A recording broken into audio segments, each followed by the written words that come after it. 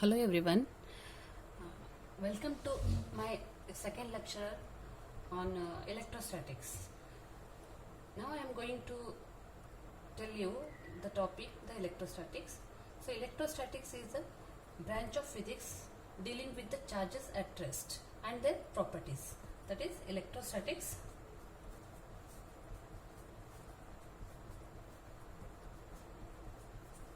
So here we are going to learn about the charges which are under rest and their properties. So charges under rest we call as the static charges that produces the static electricity. Example, so that is static charges. What are static charges? Static charges, that is charges under rest.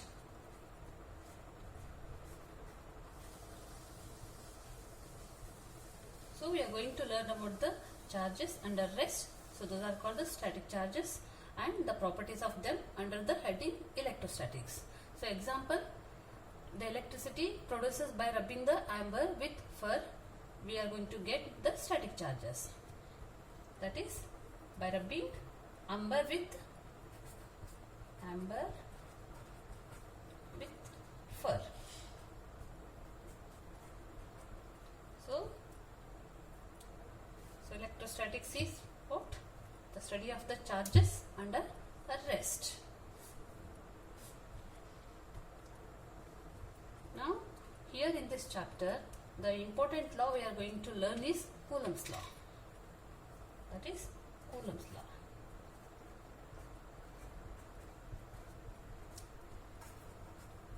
You all have learned the Coulomb's law in PUC second year. So, what is this Coulomb's law? It gives the force between the 2 point charges. That is it gives the force between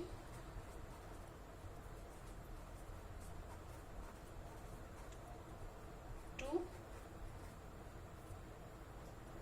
point charges. Point charges here we mean is electric charges. That is the Coulomb's law is, the definition of Coulomb's law is the force of attraction or repulsion between the 2 point charges. Suppose there are two charges Q1 and Q2 which are separated by a distance R. So now Coulomb's law tells that it is a force of attraction or repulsion. That is force of attraction or repulsion, and what is the nature of this is the force of attraction or repulsion between the two charges is directly proportional to the magnitude of the two charges. That is F is directly proportional to Q1 and Q2, and also F is, that is the force of attraction or the repulsion, is inversely proportional to the square of the distance between them, as R is the distance between the two charges, that is electric charges. Then according to Coulomb's law, that is F is directly proportional to product of Q1 and Q2, and also it is inversely proportional to square of the distance between them. So we define Coulomb's law as it is the force of attraction or the repulsion between the 2 point charges, where combining these two we write, that is force of attraction or repulsion, that we write as Q1 Q2 by R square. So if we remove the proportionality, we get F is equals to K into Q1 Q2 by R square, where K is positive constant, that is K is positive constant. In vacuum, K value, that is the positive constant value, is 1 upon 4 pi epsilon naught, where epsilon naught is permittivity for the free space. That is epsilon naught we call as a permittivity for free space. And in medium its value is different. that is in medium the K value is 1 upon 4 pi epsilon, where epsilon is absolute permittivity. Absolute permittivity.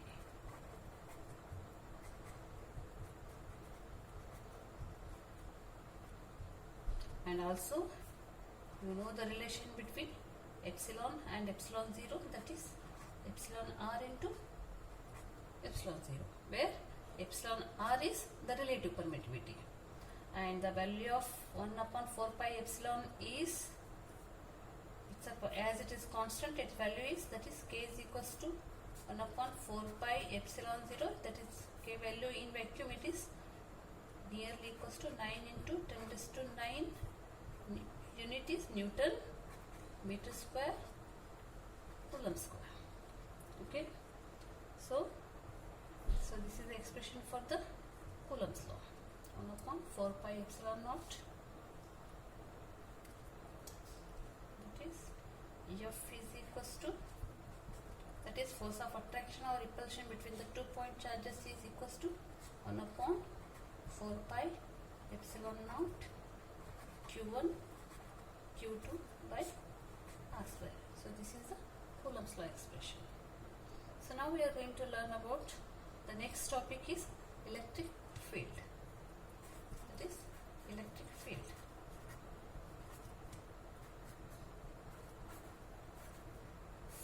As the name indicates, field means, what is field?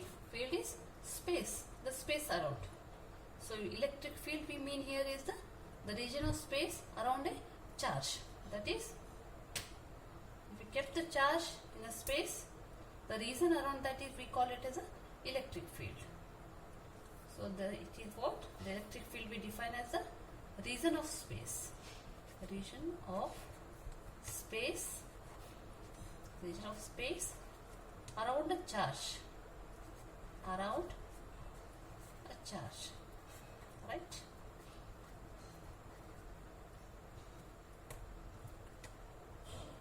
And also we can define here the intensity of electric field at any point is defined as the force exerted per unit charge by the positive test charge kept at that point.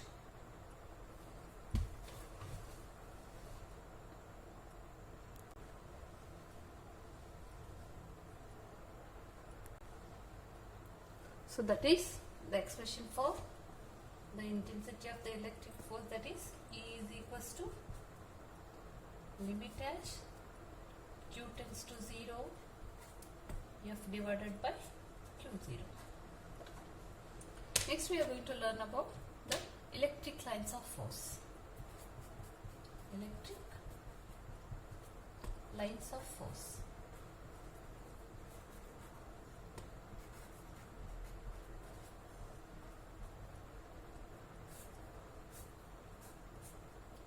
So what is electric lines of force? So it is an imaginary line of force drawn such that the tangent to which at any point give the direction of the electric field at that point.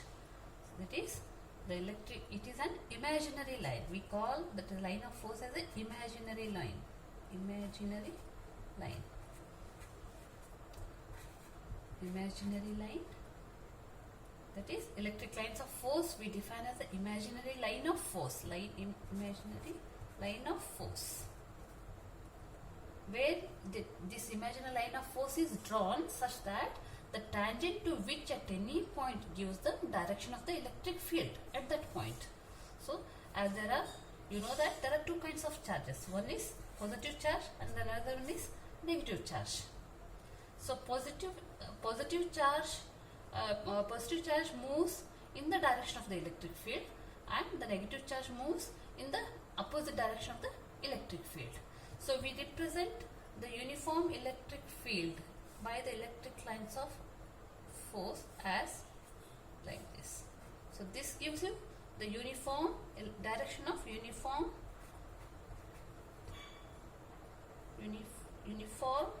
electric field. So we represent the uniform electric field by the parallel lines. So this gives us direction of force. So if it is the positive charge, again, if it is a positive charge, the electric lines of force moves in the direction of the electric field. If it is a negative charge, the negative charge, then it moves the opposite direction to the electric field. So now there are different properties for the electric lines of force. One is the first, it starts from positive charge. It starts means the electric lines of force starts from the positive starts from positive charge. Starts from positive charge. Positive charge and ends in negative charge. And ends in negative charge. So the first property of electric lines of force is it always starts from positive charge and ends in the negative charge. And the second property, the tangent to which at any point gives the direction of the electric point at that point. That's what I told you. If it is a positive, it moves in the direction of the lines of force, or if it is negative, it is in the opposite direction. So the second property of the electric lines of force is what? The tangent to it at any point gives the direction of the electric field at that point. And then the third one is, second gives what? The direction. Again, I have defined in the here in the upside, direction of the electric field. So in the third property of the electric lines of force, they never intersect each other. They never, always, the lines of force never intersect. Never intersect each other.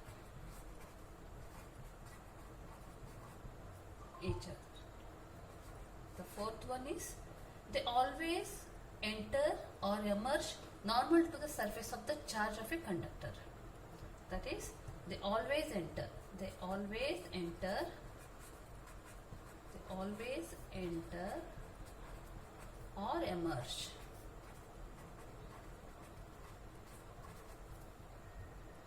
normal to the surface. Normal to the surface. Normal to surface of what? Surface of a charge conductor. Charge conductor.